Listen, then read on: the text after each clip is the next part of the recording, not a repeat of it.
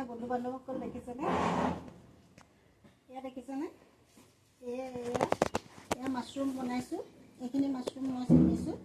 এইখিনি যে মাছৰুমৰ বিষয়ে মই গোটেই কথাখিনি ভালকৈ জনাৰ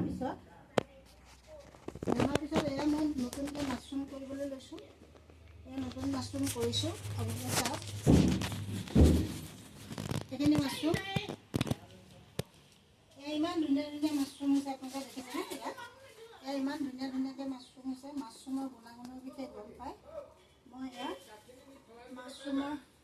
মাছৰুমৰ খেতি আৰম্ভ কৰিছোঁ।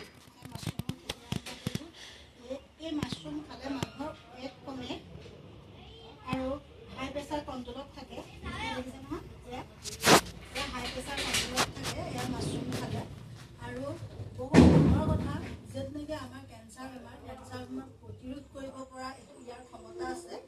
আৰু বয়সৰ চাপ কমোৱা, মানে বয়স বেছি হ'লে তাৰ চাপ কমোৱা, ইমিউনিটি ছিষ্টেমৰ ইয়াত প্ৰচুৰ পৰিমাণে ইয়াত বস্তু পোৱা যায়। সেয়েহে আমি মাছৰুমটো আনকি ডায়েবেটিছৰ কাৰণে ইনচুলিনৰ কম হয়। এই মাছৰুমৰ ডায়েবেটিছৰ কাৰণেও ভাল। সকলো প্ৰকাৰৰ বেমাৰীয়ে এই মাছৰুম খাব পাৰে। সেইকাৰণে মই মাছৰুমৰ খেতিটো আৰম্ভ কৰিছোঁ। খেতি আৰম্ভ কৰি অন্যক দিয়াটো পিছৰ কথা, সৰুকৈ সম্পূৰ্ণ অৰ্গেনিকভাৱে কৰিছোঁ।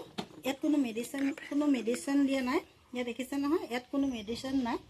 এয়া মেডিচিন নোহোৱাকৈ খালি চূণেৰে মই খেৰখিনি শোধন কৰি পেলাই এয়া বনাইছোঁ। ইয়াত কোনো বোলে বৈজ্ঞানিক বেলেগ পদ্ধতি নহয়। এইটো মই সম্পূৰ্ণ অৰ্গেনিকভাৱে বনাইছোঁ। সকলোৱে খাব পাৰিব। ইয়াত মোৰ প্ৰডাকশ্যন কম হয়। প্ৰডাকশ্যন কম হ'লেও মোৰ বস্তুটো নিৰোগী। ইয়াত আৰ্টিফিচিয়েলৰ কোনো কথা নাই। অৰ্গেনিক, সম্পূৰ্ণ অৰ্গেনিকভাৱে মই বনাইছোঁ। সেইকাৰণে এয়া উপযোগী। আৰু এই খালে বহুতখিনি আমাৰ দেহৰ 101টা বেমাৰৰ কাৰণে আমাৰ ইয়াত নিৰ্মূল হয়। বিশেষকৈ ৱেট, ইনচুলিনৰ কাম, ডায়েবেটিছৰ কাম, হাই প্ৰেছাৰ আৰু কেঞ্চাৰ প্ৰতিৰোধ হিচাপে ইয়াত কাম হয়। মই ভিডিঅ'টো ভালছে কৈ দিয়া।